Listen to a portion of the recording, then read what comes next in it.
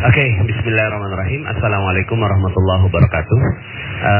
Malam ini saya ingin sharing tentang sebuah ilmu yang luar biasa dahsyat yang saya beri judul Paradox of Candy. Ya, Paradox of Candy artinya adalah paradoks dari sebuah permen. Ya, jadi begini Bapak Ibu.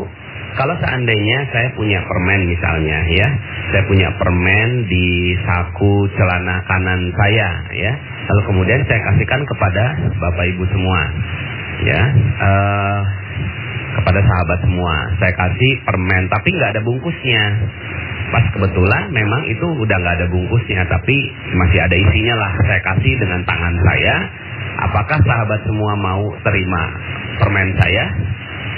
Pastinya tidak mau, ya. Kenapa? Ya nggak tahu kenapa. Pokoknya Anda nggak mau terima.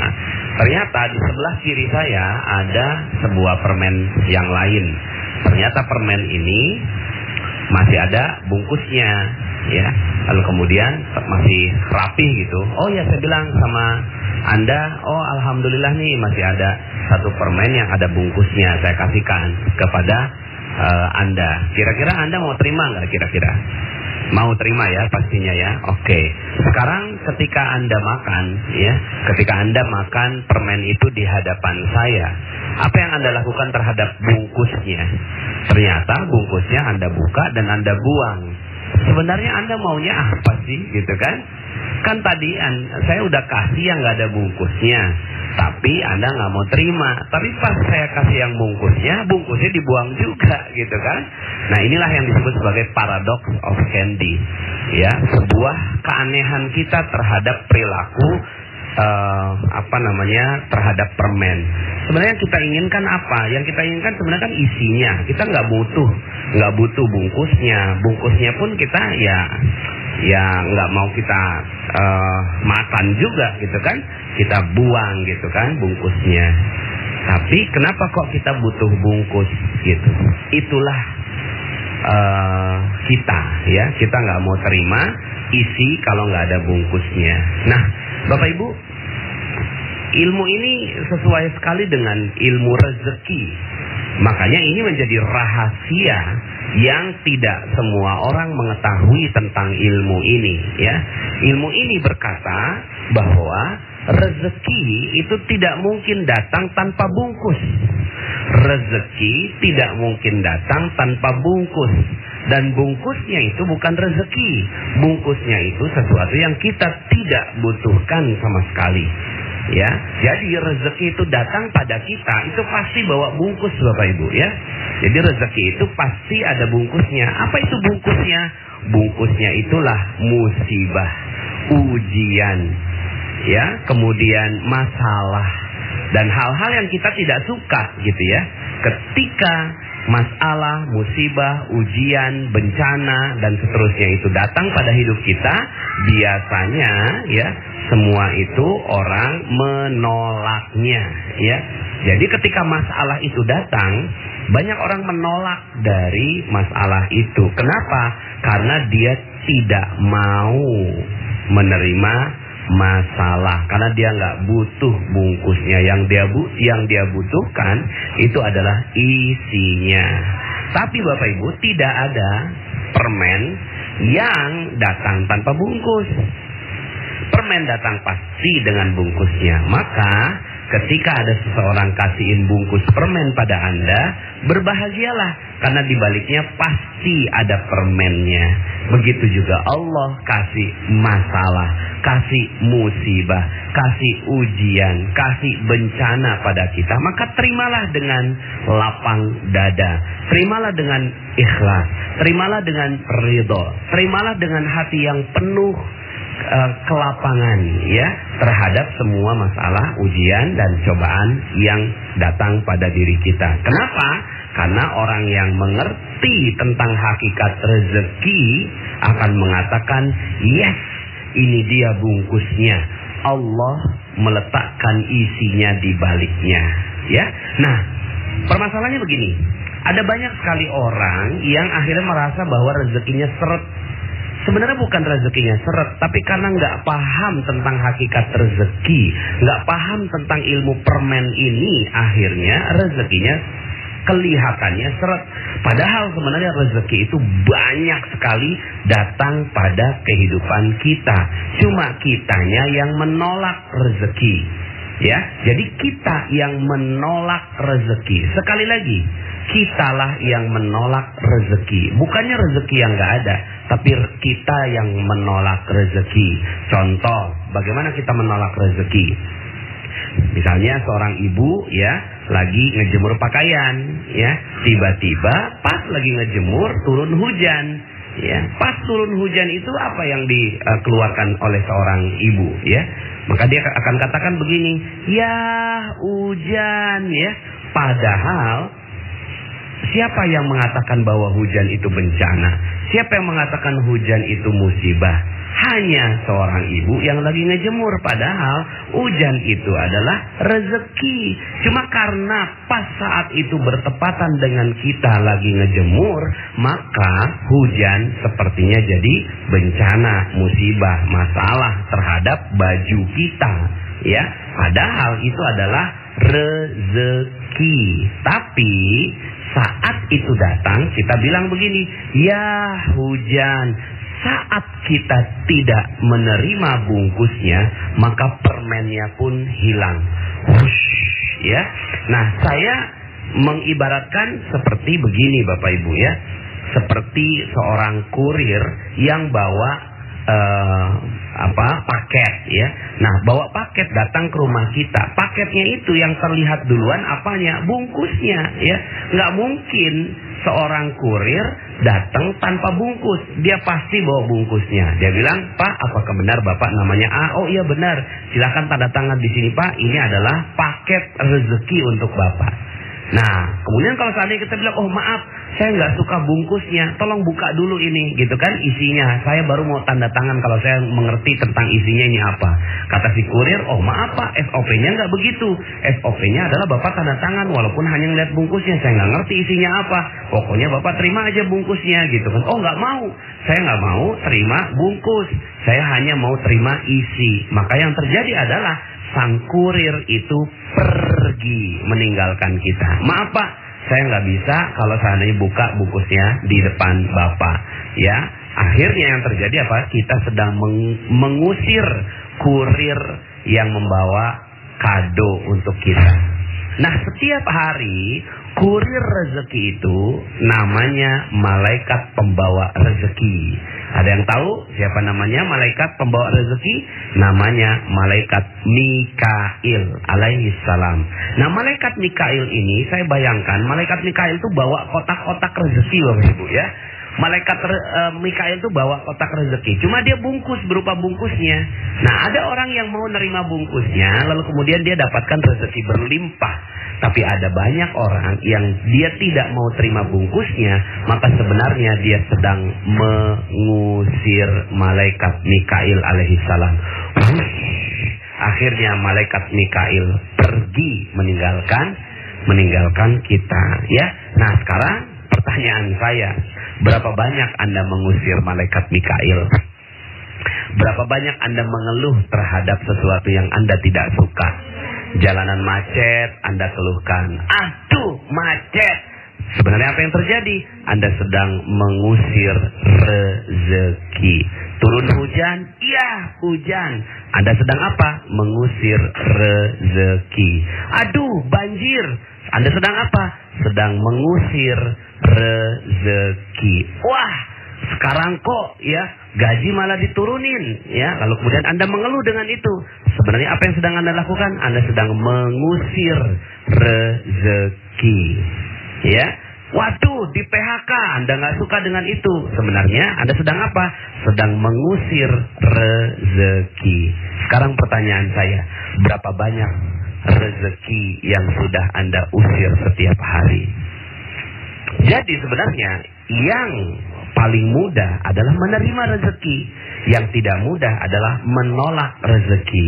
Nah, selama ini karena Anda tidak mengerti ilmunya, kita tidak mengerti ilmunya tentang paradox of candy ini, yang terjadi adalah kita menolak rezeki. Maka, katakan pada diri Anda, "Hai masalah, wahai bencana, wahai musibah, saya sudah tidak memiliki engkau, karena yang ada adalah kotak-kotak paket bungkusnya, dan saya mensyukurinya dengan indah. Jika itu Anda lakukan, maka luar biasa. Anda udah gak punya masalah lagi. Apalagi Anda punya masalah. Anda udah gak punya masalah. Ya, kenapa? Karena masalah itu adalah anugerah buat Anda. Anda udah nggak punya musibah. Kenapa? Karena musibah itu adalah anugerah buat Anda. Itu adalah bungkus permennya yang membalut rezeki yang sebentar lagi datang pada diri Anda. Oke? Selamat menjalankan ilmu paradox of candy dan nikmati setiap masalah-masalah Anda. Katakan, ya Allah, aku bersyukur dengan masalah yang kau timpakan padaku. Maka sebentar lagi rezeki yang berlimpah akan datang pada diri Anda. Terima kasih. Salam dahsyat dari saya. Assalamualaikum warahmatullahi wabarakatuh.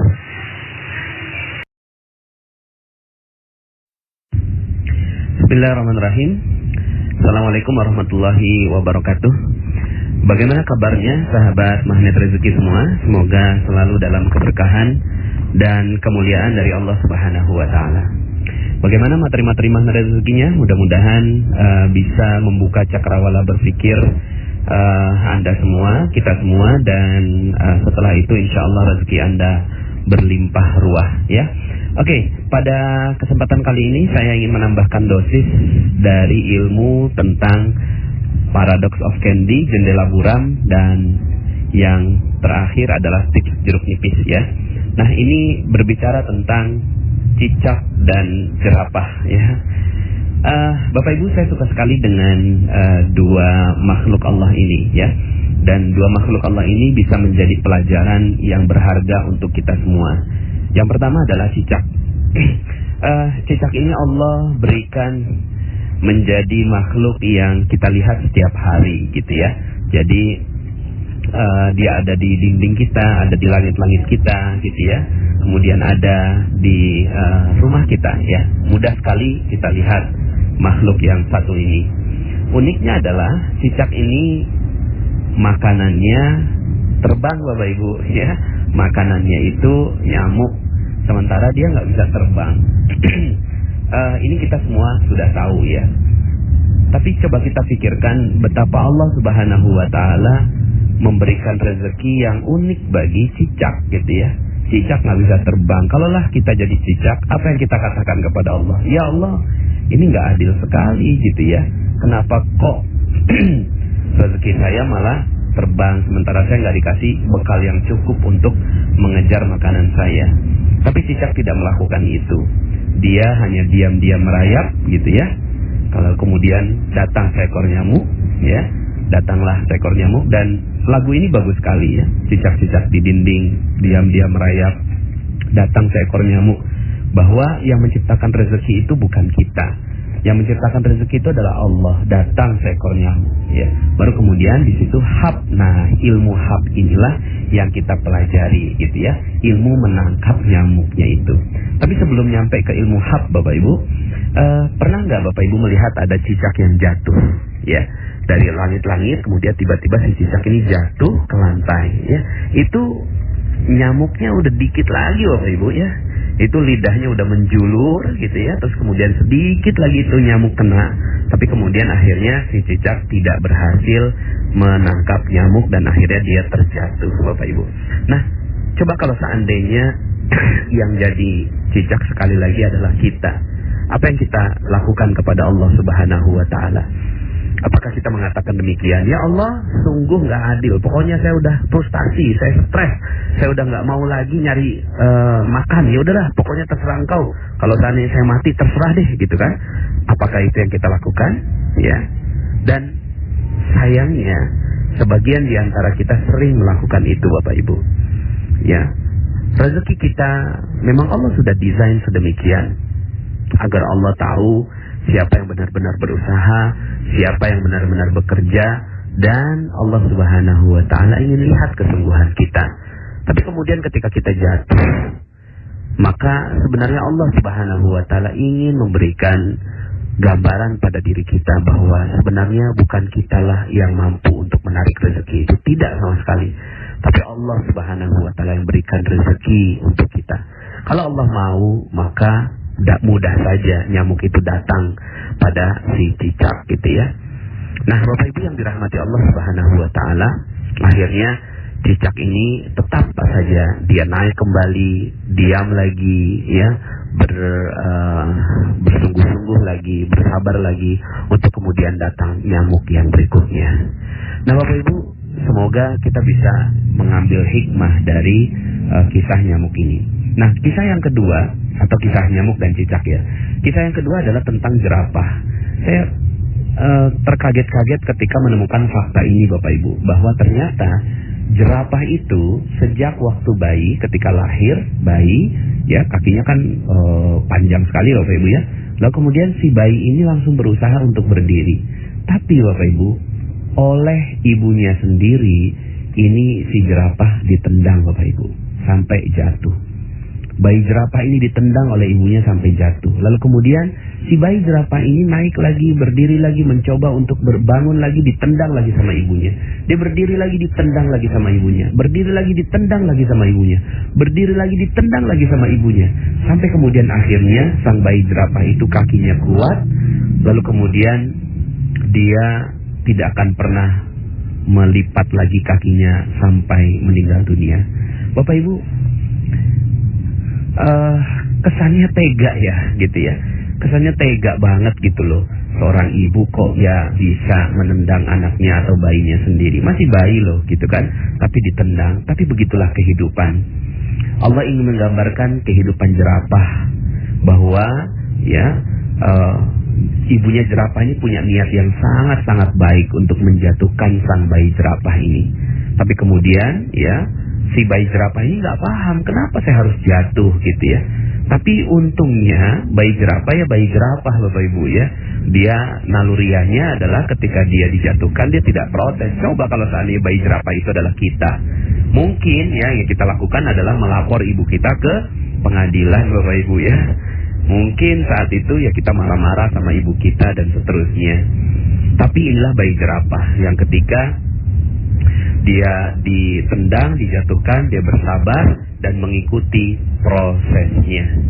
Bapak Ibu yang dirahmati Allah Subhanahu wa taala, mungkin sebagian di antara Anda yang mendengarkan audio ini ada yang sedang dijatuhkan oleh Allah Subhanahu wa taala. Ada yang sedang terpuruk nasibnya, ada yang sedang menderita banyak sekali musibah, ada yang sedang bermasalah dengan suaminya, dengan istrinya, dengan orang tuanya. Ada yang bermasalah dengan bisnisnya, ada yang bermasalah dengan rekan-rekan di dalam perusahaan, dan seterusnya. Ada yang mungkin uangnya diambil orang, ditipu dalam sebuah bisnis, dan seterusnya. Bapak Ibu, kalau seandainya Anda menjadi cicak dan menjadi jerapah yang dijatuhkan oleh Allah Subhanahu wa taala, maka betapa bahagianya Allah. Seandainya Anda sekarang yang sedang terjatuh itu, lalu kemudian katakan kepada Allah, ya Allah, saya siap untuk naik lagi, saya siap untuk bangkit lagi, belajar lagi. Dan seandainya Engkau jatuhkan aku, maka aku siap untuk bangkit kembali. Kau jatuhkan lagi, maka kami siap untuk bangkit kembali. Bapak Ibu, betapa bahagianya Allah seandainya Anda adalah orang yang seperti itu, dijatuhkan oleh Allah. Tujuan Allah menjatuhkan Anda pasti ada maksud yang sangat-sangat mulia. Allah menjatuhkan Anda tidak mungkin jatuh sendiri Bapak Ibu. Anda jatuh sekarang ini pasti ada sebab Allah Subhanahu wa taala menjatuhkan Anda. Sebabnya macam-macam Bapak Ibu. Yang pasti satu hal, pola yang terbentuk adalah pola seperti jerapah. Allah ingin agar Anda kuat. Allah ingin agar Anda tegar. Allah ingin agar Anda luar biasa. Lalu kemudian dijatuhkan lagi. Jadi kalau Anda jatuh sekarang, berbahagialah. Berbahagialah. Kenapa? Karena yang menjatuhkan Anda adalah Allah Subhanahu wa taala. Yang menjatuhkan Anda bukan orang lain Bapak Ibu. Bukan orang lain. Kalaulah seandainya ada orang lain yang menjatuhkan Anda saat ini, yang mengambil uang Anda, yang melaporkan Anda ke polisi, yang mungkin menjadikan Anda hina, dimaki-maki dan seterusnya. Dan Anda lihat bahwa semua orang yang menyebabkan itu adalah manusia yang Anda benci, yang Anda tidak suka. Percaya saya Bapak Ibu, bahwa itu bukanlah manusia yang menyebabkan itu semua. Karena tidak mungkin terjadi hal-hal yang ada di muka bumi ini kecuali atas izin Allah Subhanahu wa taala. Semua terjadi atas izinnya. Semua terjadi atas desainnya. Semua terjadi atas rekayasanya. Semua yang terjadi di muka bumi ini atas seluruh perintah-perintahnya. Maka maafkan semua orang yang ada di sekitar Anda. Karena bukan karena mereka Anda jatuh, bukan karena mereka Anda tersungkur, bukan sama sekali.